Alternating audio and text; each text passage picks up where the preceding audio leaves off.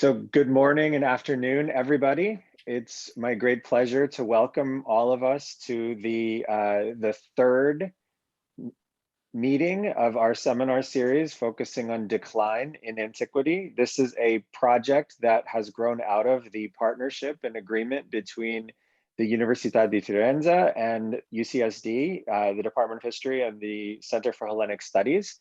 And this is part of an ongoing collaboration that we are having. The goal is to explore concepts of decline and to do this in a relatively regular way. So we have regular interactions and meetings. And ideally, what we hope to do is see how this goes for the coming year. The lectures will continue through early 2022.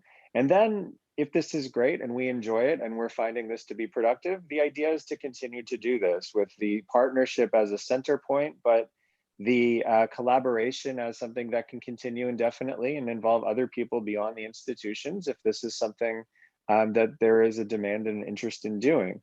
So for today's lecture, what we are going to ask is simply after the lecture concludes, if you have a question or a comment, you can type C or Q in the chat.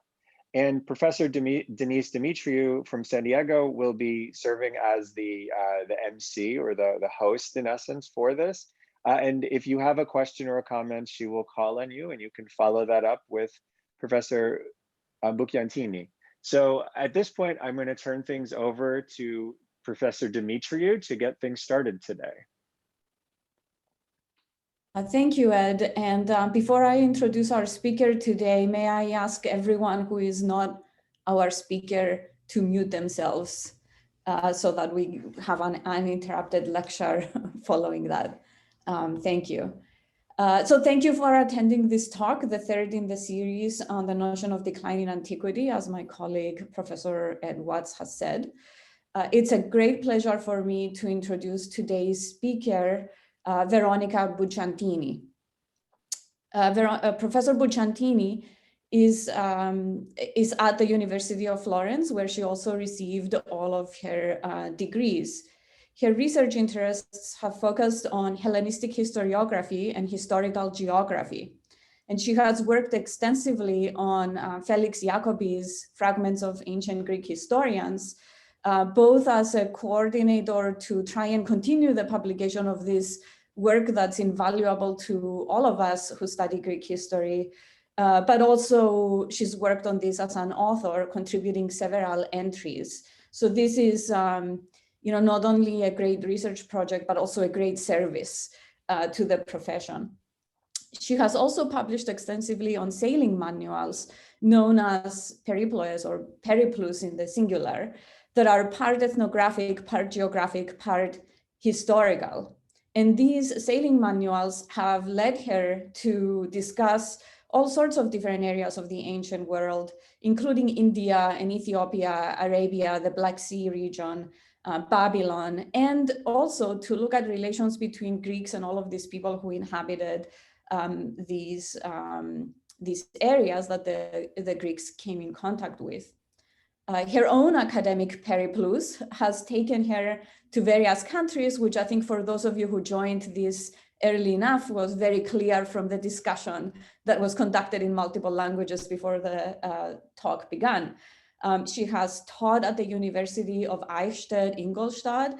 She has held fellowships at Brown University in the US. She has held a Fondation Maison des Sciences de l'Homme Fellowship in collaboration with the École Normale Supérieure in Paris, France, and a Herta Henkel Fellowship at the Albert Ludwigs Universität of Freiburg in Germany. Her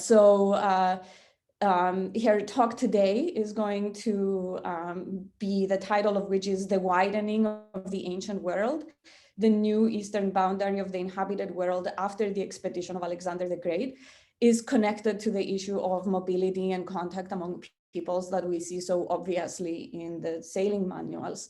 So please join me virtually in welcoming our speaker today, Professor Bucciantini. Thank you. Thank you very much, Denise. I ask, please, if it's possible to see my PDF. It's okay. Perfect. Thank you very much, Denise, for this very kind introduction. And first of all, I would like to thank Professors Edward Watts and Giovanni Cecconi for involving me in this important project, and also Maria Lubello for very careful organization. This project created a strong partnership between the University of California in San Diego and the Department of Literature and Philosophy at the University of Florence, and has already 2 very interesting meetings with Adalberto Magnelli and Mira Balberg on the topic of decline. So I am honored to be part this morning to this project. Today, I will try to discuss some aspects of the concept of decline, linked above all to a point of view of the historical geography of the ancient world, starting from the idea that the conception of the inhabited world after Alexander's exploration had a big change. The concept, the eastern border, undergoes a kind of decline, but this decline does not, in this context, have a connotation of decadence and loss of power, as opposed to a rise and acquisition, but is rather to be understood as a moment of change after a fracture, a real opening towards a new conception of the inhabited world. The Greek oikumene, that is, inhabited world, expands itself, and the old beliefs in previous horizons change. There is a new perception of the world that redraws its boundaries. In a sense, the Hellenocentric conception disappears, and we move toward a new conception that we can call Hellenism. The eastern boundaries in the Greek-Roman tradition is of the utmost importance as geographical borders, and boundaries were also linked to the political demarcation of ancient empires. Greek geographers and ethnographers were very much interested in the ages of the world. But other than in the case of the southern, western, and northern part of the oikumene, the eastern part was never explored or even reached before Alexander arrived. Nevertheless, the Greek devised quite early fanciful notions about the Far East, its borders, and the people who were supposed to have lived there. These highly creative images, which drew upon philosophical or cultural presuppositions and perception of the world, were of course very fragile and could be superimposed or superseded at any stage. So, how did the Greeks conceive of the world before Alexander? As Joachim Gerke in 2015 answered to this question in a paradoxical way, I quote, "The Greeks had already conquered the world 200 years before the Macedonian kings," end quote, using a provocation to explain that these had come out not in a concrete sense, through war and power politics, but with intellect. The Greeks, or more precisely, the Greek intellectuals, had grasped it theoretically and conceptually. In this endeavor, they had profited from the wisdom of the Orient, where the entire world had been seen as dominion in accordance with the ideology of the empire. Numerous kings had even started the exploration of previously unknown regions and had mapped the entire world in symbolic form. I would like to summarize briefly this pre-Alexander conception of the inhabited world. My starting point is what Strabo says in the Proemium of his literary work, namely the idea that geographical view could be as the summa of all knowledge, and the profession of geographer is the most complex of all because it requires multiple skills, and because, in essence, the geographer must interpret the system of the world. It was, a moment.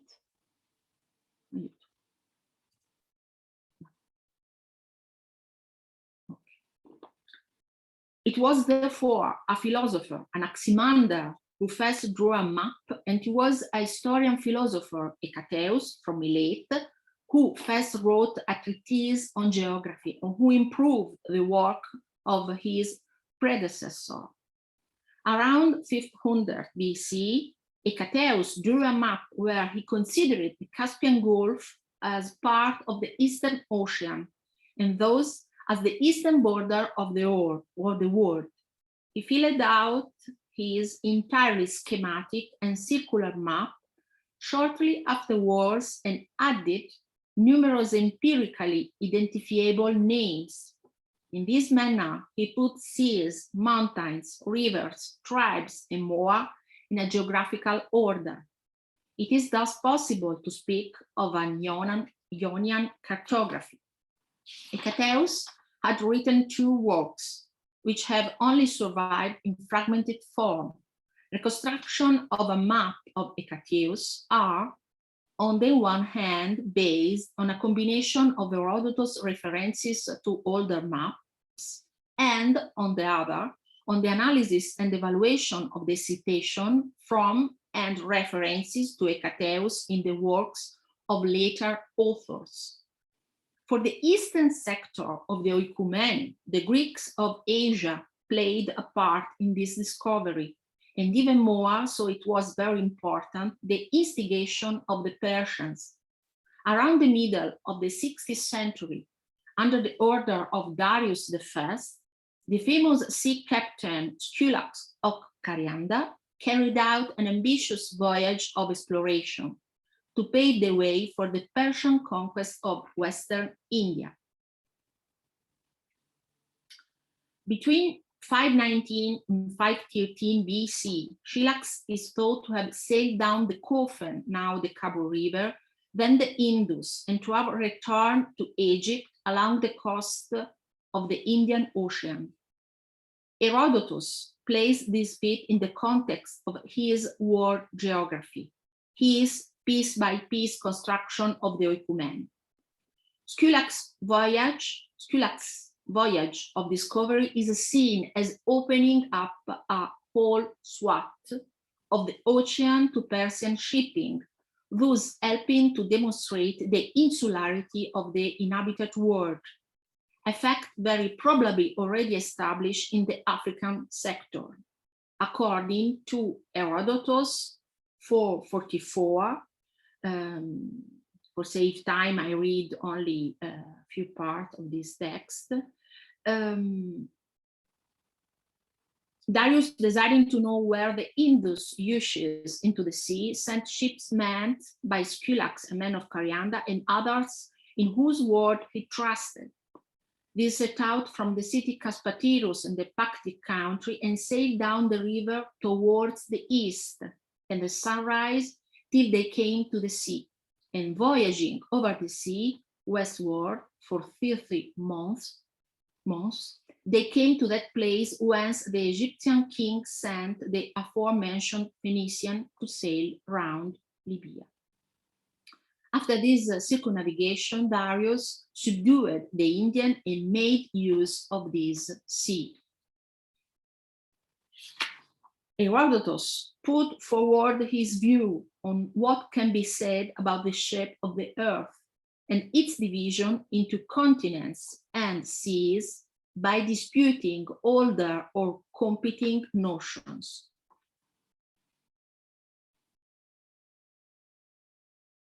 From the very outset, the focus of Greek geography was directed towards the Aegean region. Increasing navigation of the Mediterranean, which did not have a set name, and the Pontus Euxinos, Black Sea, led to emergence of a fixed mental orientation line along the waterways. It corresponded roughly to an imaginary line from west to east.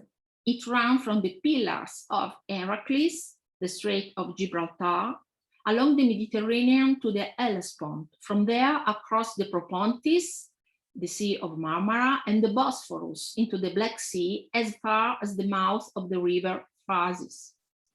This conception is a procedure that characterizes with Herodotus all ancient geographical thought, committed to explaining or representing the earth by means of a theoretical method that led very early on in Greece to a geometric reading of space and consequently to the possibility of hypothesizing realities that had not been autoptically verified. Hecatæus and Herodotus developed it further. For reason of time, I won't go into the question of the opposition of Europe and Asia, which also present in the historical work of Ephoro of Cuma, a pupil of the orator Isocrates. He also deals with geography and divides the inhabited world into two parts, Europe and Asia, which also include Africa. Ephorus follows the periegetic method in a clockwise direction and imagines that the extreme zones were inhabited by four people: the Scythians to the north, the Ethiopians to the south, the Celt to the west, and the Indian to the east. But this conception we have so briefly dealt with will find, in a sense, a decline, or perhaps better, a widening that will change and modify the old conception of the eastern part of the inhabited world. The Asiatic expedition of Alexander, who from 334 BC onwards, set out to conquer the East, accompanied not only by his army, but also by historians and researchers, caused, among other things, a significant process of cultural interconnection between the East and the West. The events that led the Macedonian king first to lead a war against the Persians to revenge the offenses suffered by the Greeks, and then, especially after the murder of Darius, to identify himself more and more with an Eastern monarch, show the signs of the maturing of a universalist conception. This conception was all the less acceptable to the Greeks, as it was aimed as a complete fusion and integration between such different peoples. I see someone in chat. There is some problem. Okay, no. The distance from his master's teaching, tangible even on single points of geographical scope, translates, in fact, into a progressive detachment of Alexander's political conception from the Greek tradition. And it also translates into the assumption of principle of Persian metrics, on which the conception of a territorial state is also based, different also for this aspect from the traditional Greek concept of city-state. But first of all, the question raised here can be focused on precisely that point that we already mentioned, namely the education or intellectual formation. For Alexander, this means asking whether during the course of his upbringing and education, he was acquainted with the geometrical cartographical image of the world just sketched. This question can hardly be answered directly, as particularly the reports on Alexander's youth and education have been heavily embellished. Many elements and aspects were even projected back into the early times later on. Among these later editions can surely be counted also the tradition that shows that already at a young age, Alexander was interested in the geography of the Persian Empire as a passage of Alexander's life of Plutarch says. as you've seen, he once entertained the envoys from the Persian kings who came during Philip's absence and associated with them freely. He won upon them by his friendliness and by asking no childish or trivial question, but by inquiring about the length of the roads and the character of the journey into the interior. In addition, the assumption that Alexander's instruction by Aristotle also included geographical issues and that maps of the earth played a role in these can be justified. We don't need to assume that Aristotle had those boards of map with him in Macedonia, but it's easily imaginable that the teacher sketched the maps, relatively clear geometrical figures and lines in order to illustrate his lessons. We have a basic idea of those sketches. For Aristotle's worldview conformed closely to that of the Greek intellectual, which was briefly outlined above. Even though he did not dedicate a separate paper directed to geography or cartography, he nevertheless still dealt with objects that were of fundamental importance also for geography. Especially important in this context are his work on the sky and meteorological, dealing with phenomena in the astronomical and sublunar area. Astronomy, as discussed in his work on the sky, and geography were anyway closely connected and related to each other in Greek geography. To those works could be added a book attributed to Aristotle on the flooding of the Nile, of which a Latin extract exists. In this book, Liber de Inundazioni Nili, is attributed to Artaxerxes Opus the idea of the eastern rise of the Nile, and it could also have a Persian matrix.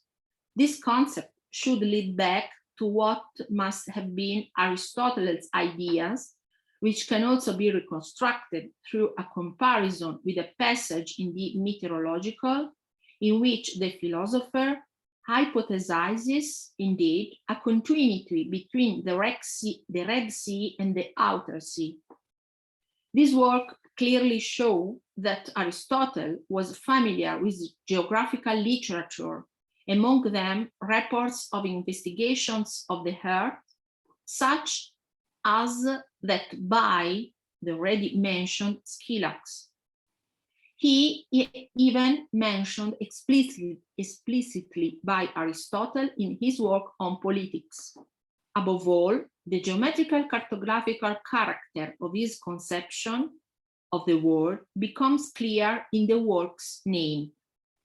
The importance of Aristotelian teaching, including geography, in Alexander's education can therefore be guessed, and the wealth of knowledge and perhaps even the probable map of the world Aristotle passed on the young prince must be taken into account. At the same time, one must also take into account Alexander's surprised reaction to the Indian informants, who showed the sovereign a new hydrographic, but not only hydrographic picture, and thus challenged the Aristotelian and Greek conception of the world. In keeping with the theories of Greek science, learned from his master, Alexander might well have expected to find the ocean to the east, that is, on the far side of the world, which he hoped to reach in his dream of universal conquest. In fact, he found it to the south. This was in line with the concept of the Oikumene island, which in turn involved the idea of circumnavigation on a grand scale, or sailing around entire continents, some kind of an obsession for ancient geographers. They had always been traditions recounting doubtful or fabulous voyages around Africa or from India, undertaken deliberately or accomplished accidentally. In other words, we can say that we don't know to what degree the ancient came to realize that they had underestimated the extent of the land to the east. Herodotus believed that India, that is Persian India, more or less present-day Pakistan, was the furthermost land very close to where the sun rises on an earth still thought of as flat. The whole Iranian plateau region, from Armenia to the Hindu Kush, went by the name of Caucasus, and according to Greek tradition, the Indians inhabited the eastern part of the Oikumene. Aristotle believed that the Eastern Ocean to be very close within view when one has crossed the Hindu Kush.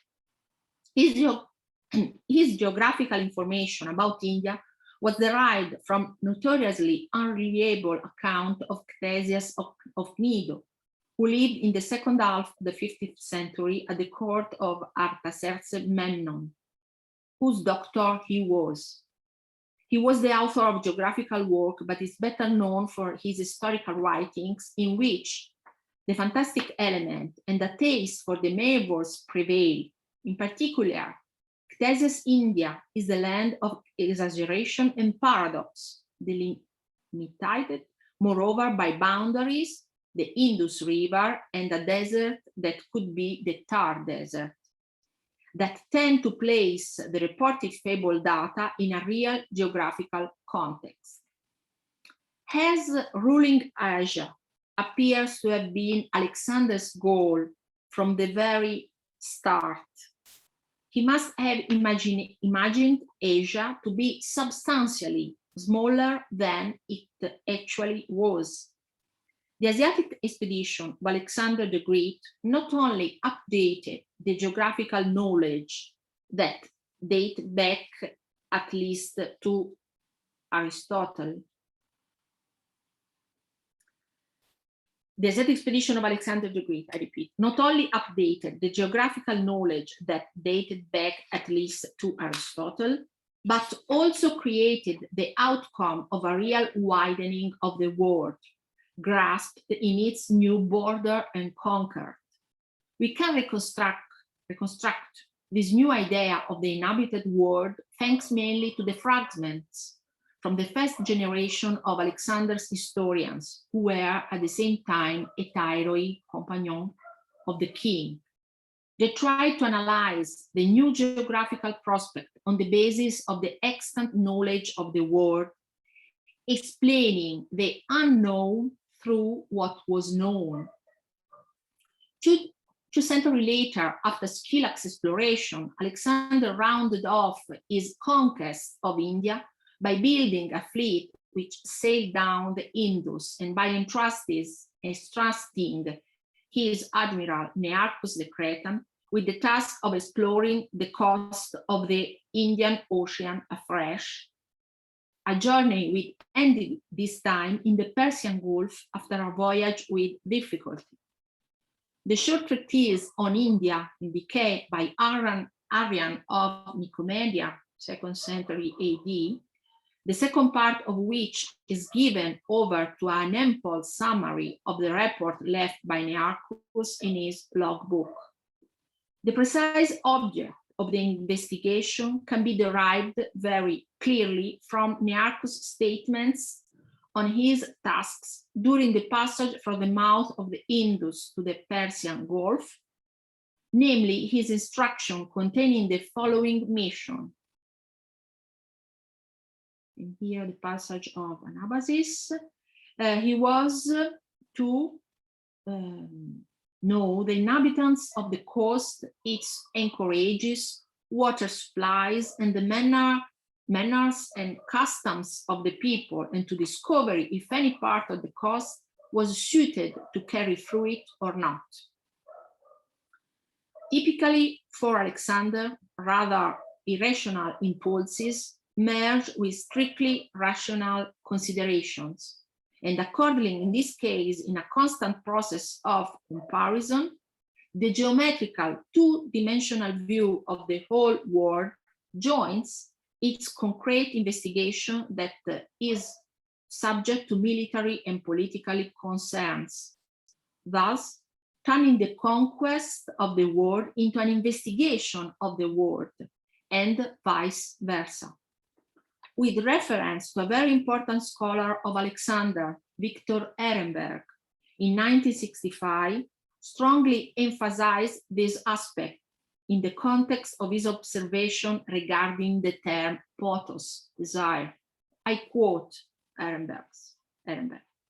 It is probably true to say that it is in the essence of genius that his irrational powers are governed by the highest degree of reason and intellectual clarity, and that they are put into forceful reality. We cannot doubt that it was so with Alexander, end quote. But not only Nearchus is very important. This exploration of the world had an eminently practical side, which had been perceived from the start in planning the campaign. A group of pedometers, bematistae, was part of Alexander's staff. They recorded in a very concrete manner, namely in an odological and entirely practical sense, and for practical means, the distance covered. The data of these bematists turn their results into geographical books, were of great importance for later geography, and thus become part of the scientific measuring of the Earth, are also undertaken by Eratosthenes. This information prompted the Macedonian king to verify the entire body of knowledge he had received. The role of Aristotle and the overcoming of his theories by Alexander constitutes an element of great relevance also, and above all, in the new idea of the world that Alexander's great expedition brought to completion, and that saw precisely the clear emergence of a new geographical concept of the East. It becomes evident, in particular with an important geographical problem regarding the connection between the Caspian Sea, Tanais, and the river Yaxartes. A similar question occurred in the south of the world. Was the Red Sea or the Persian Gulf an inland lake, or was it connected to the ocean? Both, as we have seen already, at first usually identified with each other. It was thus possibly the Indus identical with the Nile as its headwater. In any case, the opinion on the identity of Nile and Indus was common at the time of Alexander. The result of this was that the Indus flowed into Great Sea with two river branches. When they advanced across the river beyond the Punjab toward to east to the Great Sea, had failed due the resistance of his troops, the journey down the Indus and its tributaries began, which had been planned before. Now it was possible to reach the limits of the oikumene, at least in this direction, concluded here the conquest of the world and its exploration.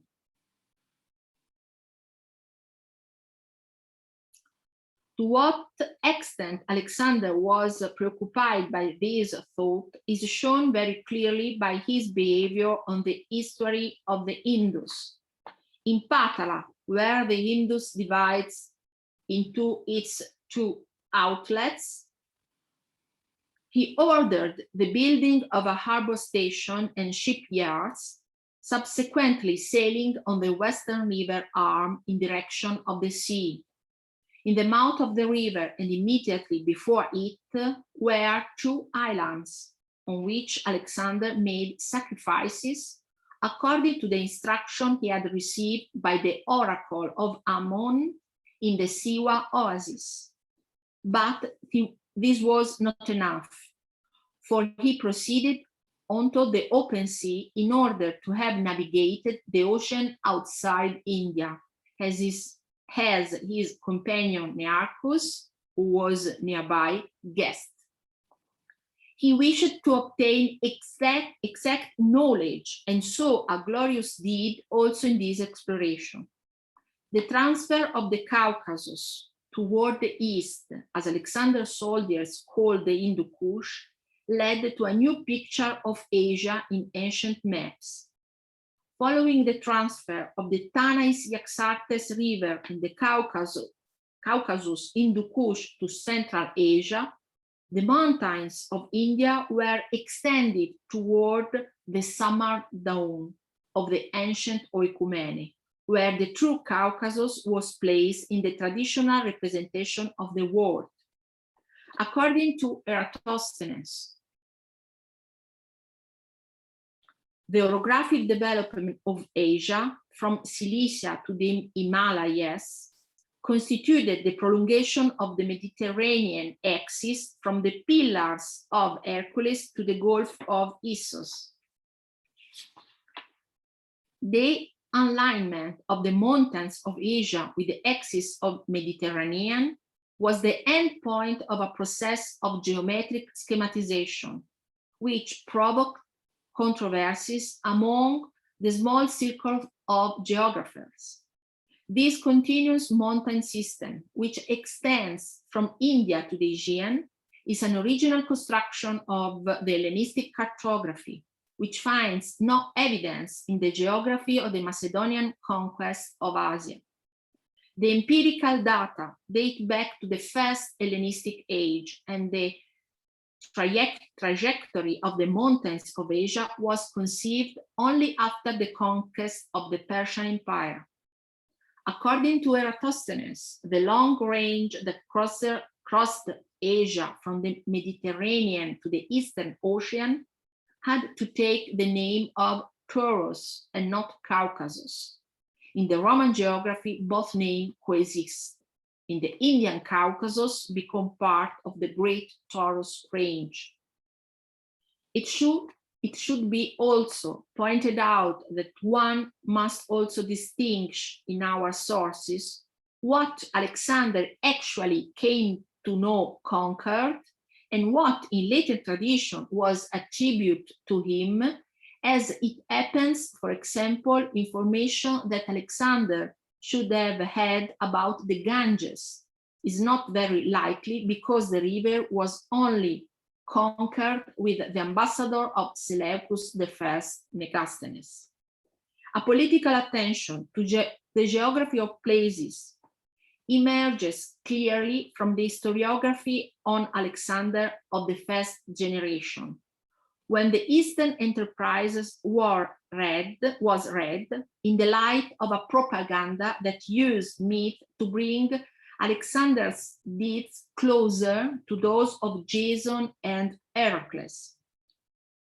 Eratosthenes of Cyrene lively criticized those Macedonians who, in order to flatter the sovereign, had called Caucasus the mountains that seemed to mark the borders of the earth, and Strabo compared that propaganda operation with the escamotage found by Polycletus of Larissa to reduce the part of territory not conquered by Alexander. Since the Tanais Dawn marked the Europa-Asia border, Alexander's flatterers would have called Tanais the Yaxartes Sirdariyas, which flow into the Caspian, so that the Macedonian would have reached the faithful border of the two continents. The India, described in early Hellenic period, is a territory to be identified with the Indo-Gangetic plain, surrounded on 3 sides by the sea and bounded on the north by the Emodus, Indian Caucasus. In the historical consciousness of the Greeks, it is the India conquered by Alexander, Punjab and Sindh, and visited by Megasthenes, Ganges Basin, substantially corresponding from an India perspective to the territory of the kingdom of Chandragupta, founder of the Maurya dynasty. Alexander had not fundamentally changed the Greek vision of the world. Mentally, it was already directed towards the all. But after his campaigns, infinitely more was known regarding many details. Many of those charged with exploration and measuring of the world presented their results in various treatises. Alexander's official records could be used as a source. Participants of the campaigns, historians, and biographers report their view of the events. There was a great amount of material available. Whole generations of geographers had their fill of working on them. Eratosthenes of Cyrene used the many details already in the 3rd century in order to give a new shape of the oikumene, and especially a base to the idea of Asia on solid research in the long run. The connection of theory and praxis carried out by Alexander, entirely novel within Greek geography, in this way also revolutionized the theoretical conception of the world. Furthermore, the regions untouched by Alexander's campaigns attracted attention. If information could not be obtained, it was often invented. As wrote Klaus Geuss in 2003, I quote, both Strabo and Arrian claim that the Macedonians deliberately falsified geographical data in order to promote the glory of Alexander and grew up utopian literature. The centrifugal forces released by an enlargement of the oikumene catapulted Greece off its central position, and the ancient Ionian circular maps had become obsolete by the era of Alexander, end quote. By the time was not yet ripe for a new model of the world. Not even a later generation of the Greeks that acquired information about Taprobane, the Ganges, and the Caspian Sea. The data of Alexander's expedition were very important for Eratosthenes of Cyrene, who drew a new map of the oikumene. He was also the first geographer to draw parallel circles and the localization of central points within his system of coordinates. It was now possible for him to construct a new map where the cornerstones consisted no longer of people, Indians, Celts, etc., but of cities, Meroe, Rodi, Rome, etc. If we compare the ways the Greeks saw the oikumene before and after Alexander, we can discern a tendency toward a more objective and scientific view. For concluding, what is certain is that Greek knowledge of the eastern border of the inhabited world was never the same after Alexander. The conception of the inhabited world expanded itself, and has there been a decline?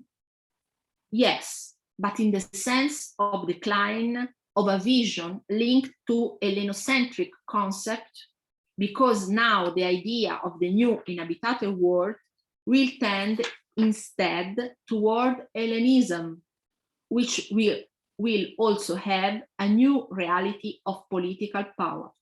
Thank you very much for your attention.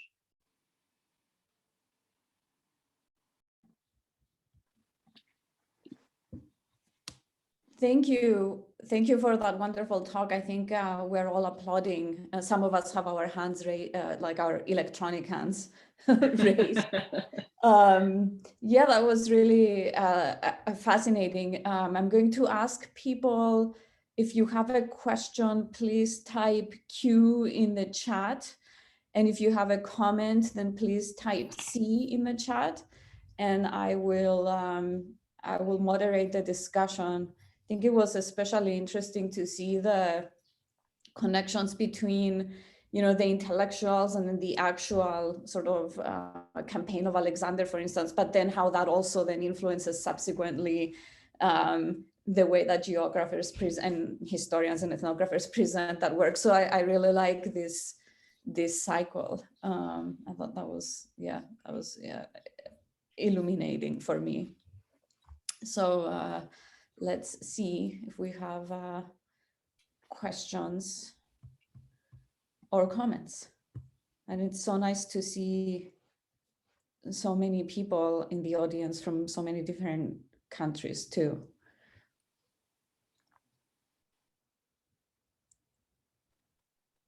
Okay, Ed Watts has a question.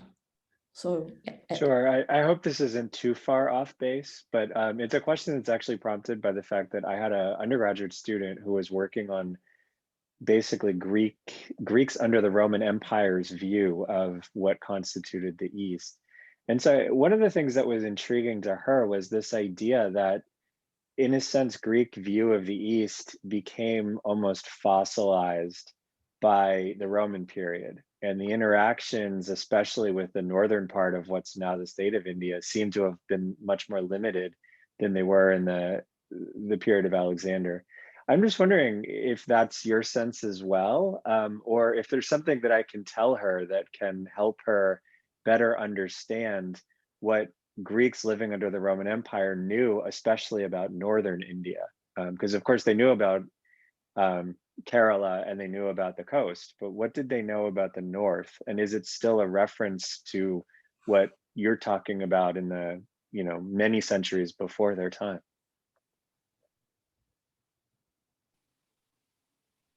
Can I answer, Denise? Okay. It's a very interesting question, Eduard, and I am very happy to hear that you are students who works about this topic.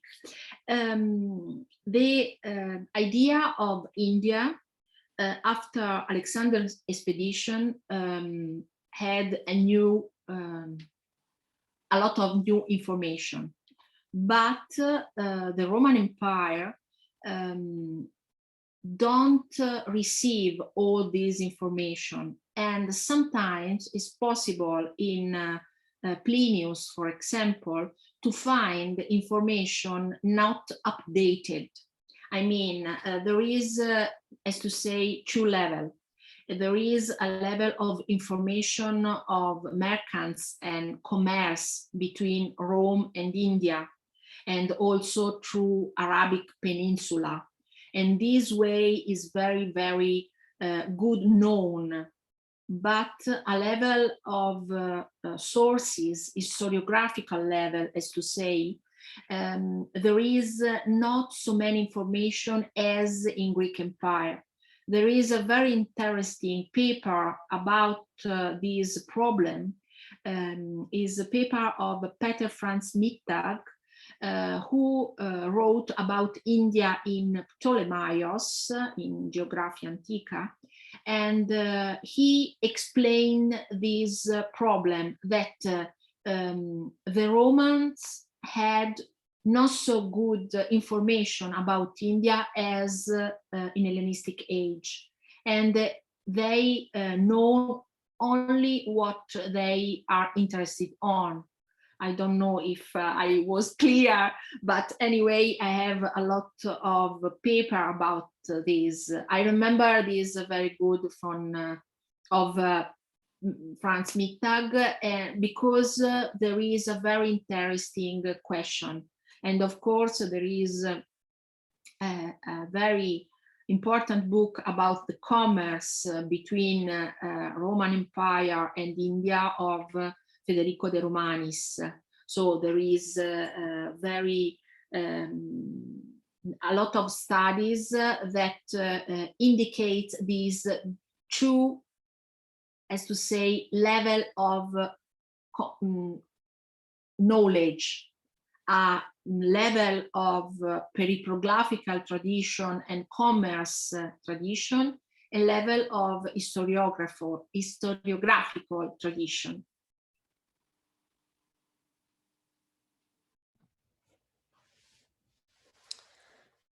Professor Engels has another question, but thank you, that was a great answer. I was curious to learn more too. If we can unmute, or I can do that, I think. Professor Engels. Okay. Please go ahead. Okay, thank you very much. My question is about the much treated influence of Aristotle's opinions on the geography of India and the East on Aristotle then. And you talked about the influence on the ideas of the big rivers, Indus and Ganges, and the distance to the outer ocean. But I was also very interested in your comments in the orographia, the mountain ranges of Asia then. And you said the progress in knowledge about the orographia of Asia was reached only in the generation after Alexander. And I would like to ask whether you would dare to trace that down to Hieronymus of Cadia as a source of Diodorus in his books 18 to 20, or is it even later in the early 3rd century then, between Hieronymus and Eratosthenes' work on his Geographica and his map of the world? And my second question is perhaps a bit too specialistic, but nevertheless, it's about the Ephemeridae, the royal journals then, which you also briefly meant. And it's very fragmentary stuff, of course, we all know that. But what's your idea about the influence, how much this source might have shaped the views of the early historians of Alexander and the early geographers of the first period of the Diadochai? Thank you very much. Thank you, Johannes. You are very specialist. So I am very honored from your question, because you know much better these problems, and you have touched a very important point. You are right. It's the first problem in this topic about how much before the expedition Alexander knew about the orography, and how much he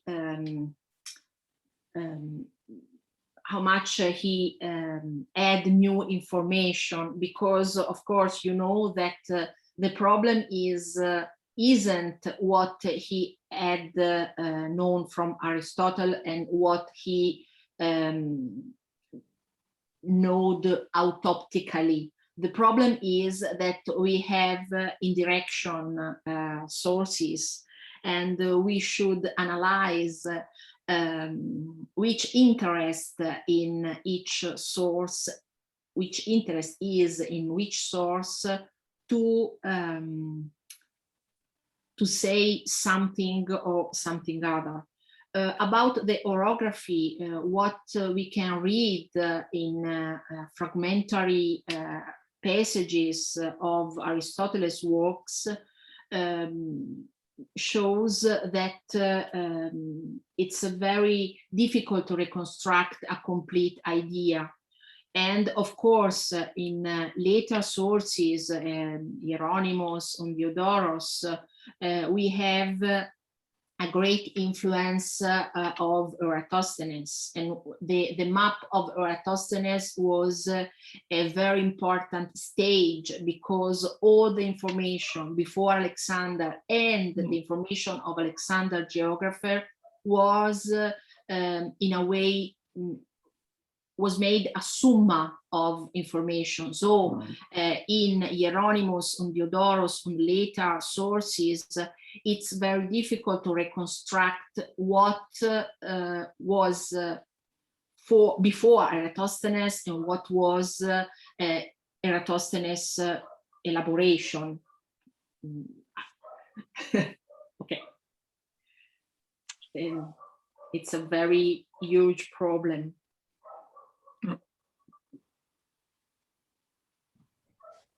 Professor Engels, did you want to follow up on that at all, or? Could you expand perhaps briefly on the ephemeridae, the royal journals? That was the second part of my question. Yes, ephemerides, it's a very interesting source, but anyway, it's difficult because a lot of problem, you know, and what we read in the ephemerides cannot be thought as complete complete true, and it's very interesting, but anyway, it's dangerous to use only ephemerides to reconstruct a geographical map, I think. Thank you. Yeah, thank you. We also have a question from Professor Goldman, Harvey Goldman. I will unmute you or ask you to unmute yourself. Thank you. I'm from UC San Diego. I wanted to follow up Professor Bucciantini's answer to Edward Watts's question. There had been, of course, and there is among our students, too much of a conception that Hellenism really involved simply an eastward movement of a Greek civilization which transforms more primitive cultures and infuses Greek elements into that world. But in fact, the thing that seems particularly interesting is something you referred to, which is the possibility of forms of trade and travel that move from the east toward the west, bringing among sailors, among merchants, among others who might even settle in the west, forms of knowledge of the east, which might even have had significant effects on the development of thought, culture, and other things. We know that Martin West has written a number of books trying to talk about the ways in which people like Hesiod and others reflect sort of poetic conventions, often that seem to come out of Mesopotamia. So I'm wondering how much more we know. I know there's now a whole set of Mediterranean studies by Nicholas Purcell that's coming out of Oxford, I believe, and I'm wondering how much more we know or can know about that kind of movement, which ought to bring, I would have assumed, not just religious and cultural and literary knowledge, but of course also geographical knowledge to the West, and permitted the West, therefore, to have a greater kind of knowledge base from which to construct its pictures and its maps of the East. Thanks, Professor Goldman.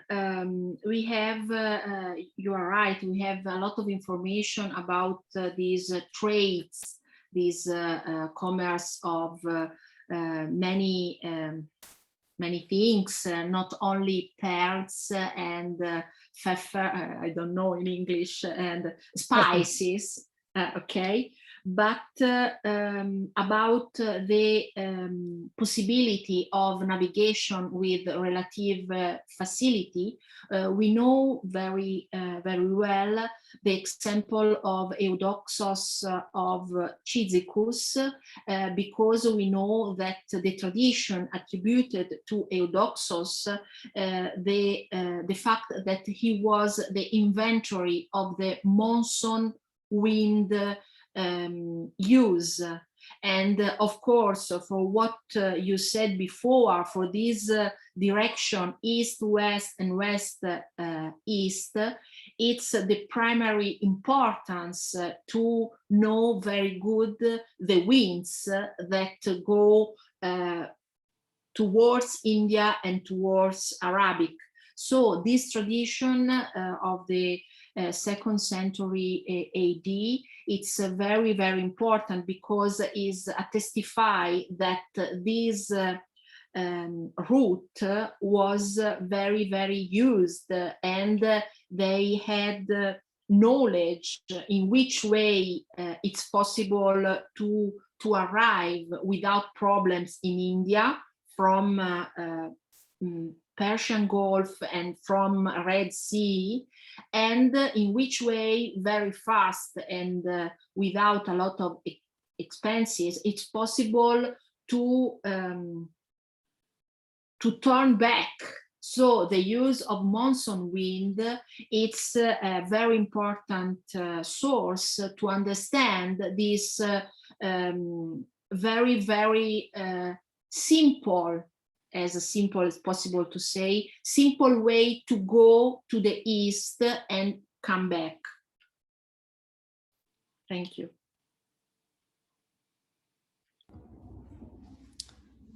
Thank you, yes. Let's see, are there any other questions or comments for our speaker? Yes. Okay, Elisabetta Lupi, let me find you so that I can unmute you. Why does this take some time? So I'm sorry. Yes, thank you, Professor Bucciantini, for your paper. I would be interested to know what role other Alexander historians, apart from Nearchus, played with regard to the new perception of the eastern boundary. Thank you.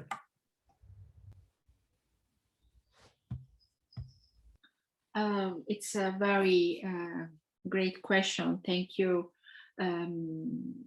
Professor Lupi. And of course, I quoted only Nearchus of Cretan because I wanted to quote this passage of Anabasis, but all the Alexander historians are very important, and Professor Engels know very well. Of course, Aristobulus of Cassandrea and Ptolemy of Lago, and of course Onesicrytos of Astipalea, the Alexander historians who we know made the expedition with Alexander. We know that from the beginning of the expedition they are with Alexander, and they had all the experience in Asiatic route with Alexander. We have a lot of information in these fragmentary works. I repeat, I quote only Nearchus, but for example, Onesicrytus' works, who is collected in fragment of the Greek historians of Greek historians of Felix Jacobi. Onesicrytus also had very important information about the eastern part of the inhabited world, because to Onesicrytus we attribute the first mention of the island Ceylon, Sri Lanka, the ancient Taprobani. And it's a very, very important information because we know that the Alexander expedition didn't arrive to the island of Sri Lanka, the actually Sri Lanka, the ancient Taprobani, but Onesicrytus refers a lot of information, and the major part of the scholars think that Onesicrytus could have this very important information from the the indigenous autochthony, from the people who live there. So there is another level of information, not only autoptically facts, but it's very, very important to remember that Alexander and the entourage of Alexander used a lot of time of interpreters and local information who can say also astronomical and meteorological information that Alexander could not see. And also it's the same for information about plants and animals. Many Alexander historians have had a lot of informations about animals that they maybe had no meat, but they had this information from locals who related that maybe in other latitude happens so and so. So all the Alexander historians are very important for the definition of the new eastern boundary of the inhabited world. Thank you. Thank you. And I think Professor Engels has another question.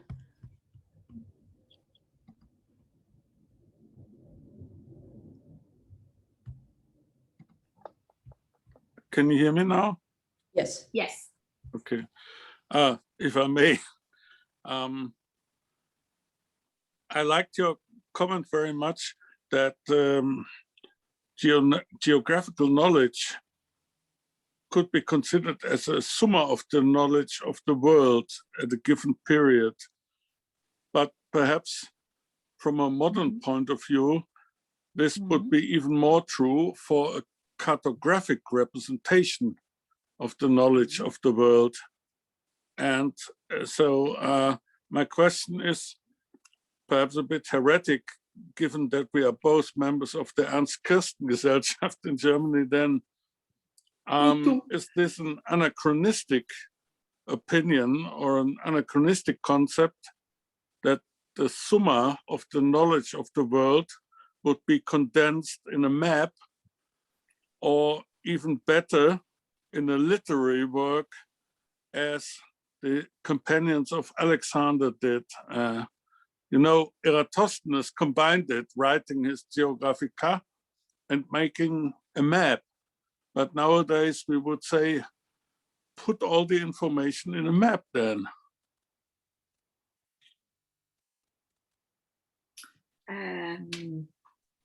Thank you, Professor Engels. And I am very sure that you noted this definition because you are a very expert of Strabo, as your book shows. And this provocation comes from the proemium of geography of Strabo, you know, Strabo 1:1.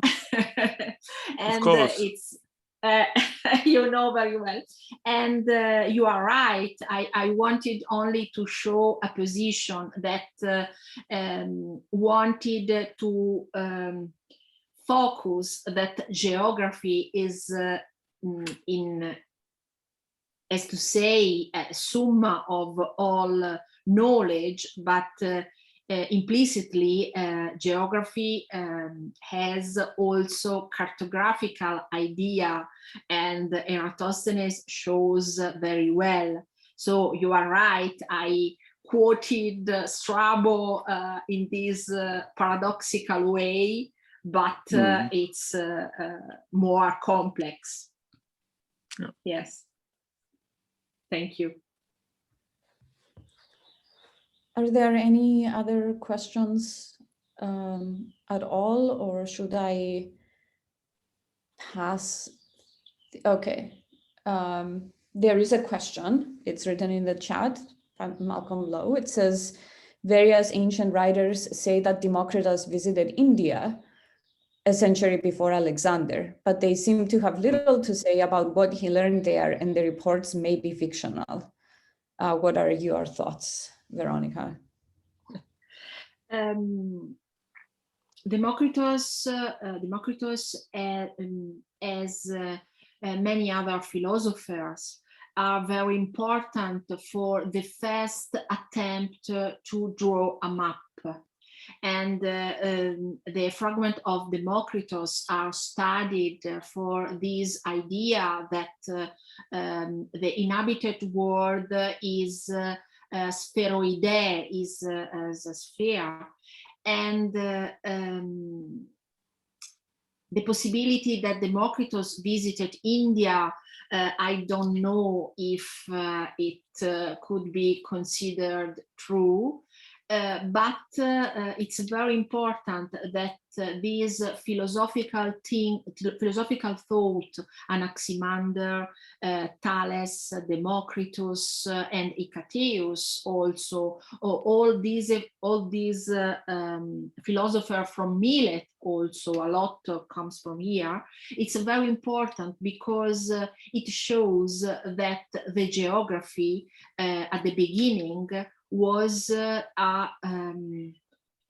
map of the world, to say, was a very philosophical operation to come from reality to an abstract idea, and so only the philosopher could transform the autoptical view of the world in a abstract idea of the world, and that it is very clear because also Plato with the Eudoxos of Cnido, they start from a philosophical reflections, and they go on this abstraction, and they at the end elaborated a new model not only of the world but also of the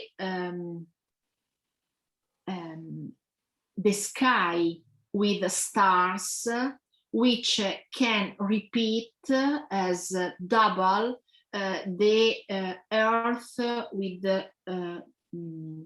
in a complex structure, the spheropeia. I don't know if I respond, but I think that Democritus is important more in this philosophical procedure to abstract from real conception of perception of the world. Yeah, that's really interesting. And one more question from Leonardo Cancelleri. Pliny knew the existence of the Ganges dolphin. Where do you think he got that knowledge from? Thank you. It's a very important source, Pliny. And about what I said about Taprobane comes from Pliny, Naturalis Historia. And it's very probably that, as you know, Pliny had that Pliny had a lot of sources. And in the first book of Naturalis Historia, there is a huge list of Alexander historians. Above all the fragments of Onesicrito comes from Pliny through probably the king Yuba of Mauritania, Yuba II, king of Mauritania, and also the information about the Ganges that we know comes for the first time in our sources with Megasthenes, the ambassador of Seleucus I. This very interesting idea of the dolphin in the Ganges could be, I think, a tradition as Taprobane, I mean, a tradition that arrived to Pliny from information of locals, indigents, who the Alexander historians, but also the later sources could have improved from the first knowledge of Alexander's time. Thank you. And I think that at this point, I want all of us to sort of thank you properly. It's just so hard to do, you know, in this format, but please join me in thanking Veronica for this wonderful talk, and thank you all for your questions. And at this point, I'm going to hand off my podium to Giovanni, who is going to tell us his farewell remarks. Thank you. Thank you. Can you see me and hear me?